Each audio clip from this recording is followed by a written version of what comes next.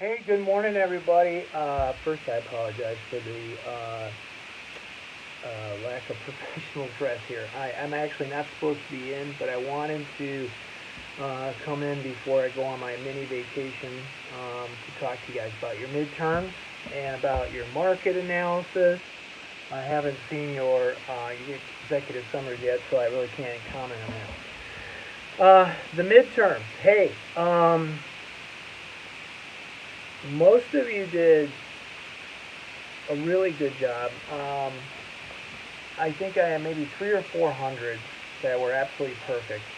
Here's where people went wrong. First of all, the current situation, um, a lot of them were half done. Some were not done at all. Some people said they couldn't find the data. The instructions were to go get 3 years of General Motors annual report and do a current situation. Most of you got that down pretty good and you got that right. Another place people fell down a little bit was in the market analysis, um, understanding what Saturn's market trends were. There was a couple, at least two sites I found that had um, Saturn's market share out there available to you. Some people really did a great job, went to great lengths to try and explain um, and bring from the PDF file what Saturn's market profile looked like and their perceptual mapping. And some people just, abbreviated that. So the grades reflect it. If you came in late, I automatically docked you at least 10. Okay.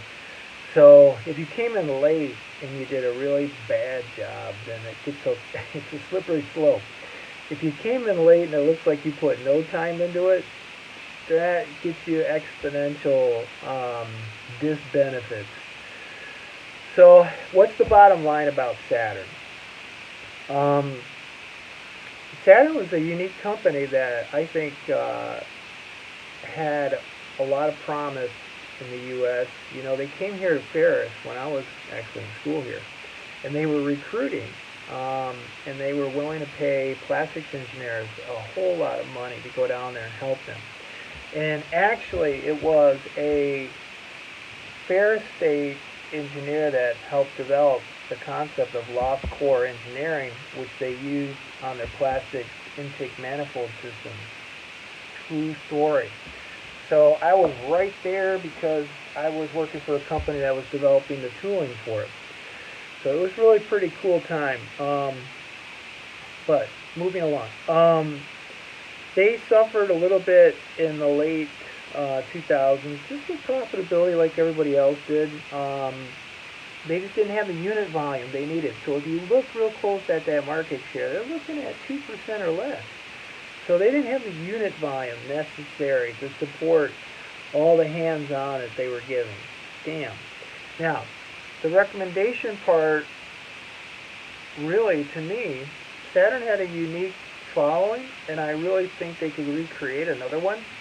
My idea is to create this very low-priced, polymer-based, unit-frame car, almost like the Fiero, and make it a hybrid. Put your money in the technology for the hybrid. Everything else is cheap. Set it up for people that are in college or just getting out of college. Make it sporty. Saturn can make Saturn sell a bunch. You know, and I think that would be a good opportunity for them. They don't have something that fits that right now. The facilities are still there. Suppliers are still in the area, so they could fire this up real quick. So my recommendation would be to fire that up if they wanted to, if they had the money. Obviously, GM's going through their growing pains again with the strike. I think that's finally over-ish, so we'll see. But that's my opinion. A lot of you guys felt that they should resurrect it yourselves. You guys thought that this should be brought back too. So I don't know, maybe. All right, market analysis. So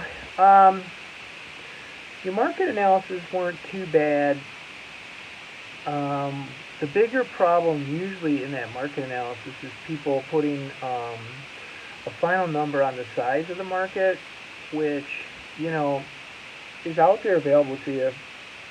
When you look at the sportswear industry or the shoe industry, you're going to pick up some different overall market volume. I'm good with those numbers. I'm not looking for a specific number that I'm going to grade you on. The other thing that is important there, though, is just, you know, what has that market been doing? And so we're failing to explain that in a lot of those cases that you sent me. And then the bigger problem that we're having is what part of the market is Under Armour, Nike, and Adidas, you know?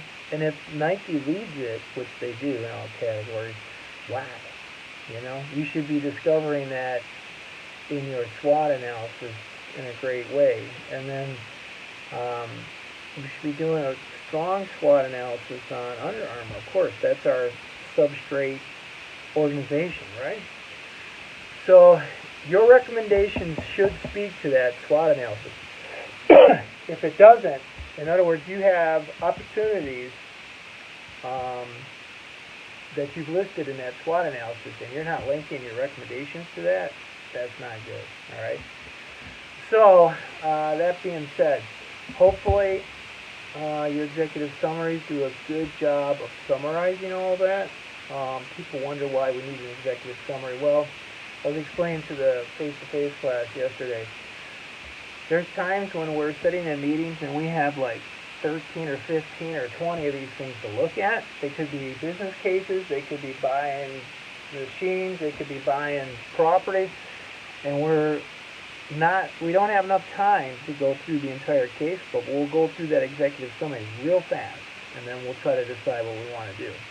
So the executive summary summarizes the highlights of the entire case study. That's why it's important to us. No charts, one page, single space font 10, very concise, no narrative, no fluff, no background. I don't need any of that in that executive summary.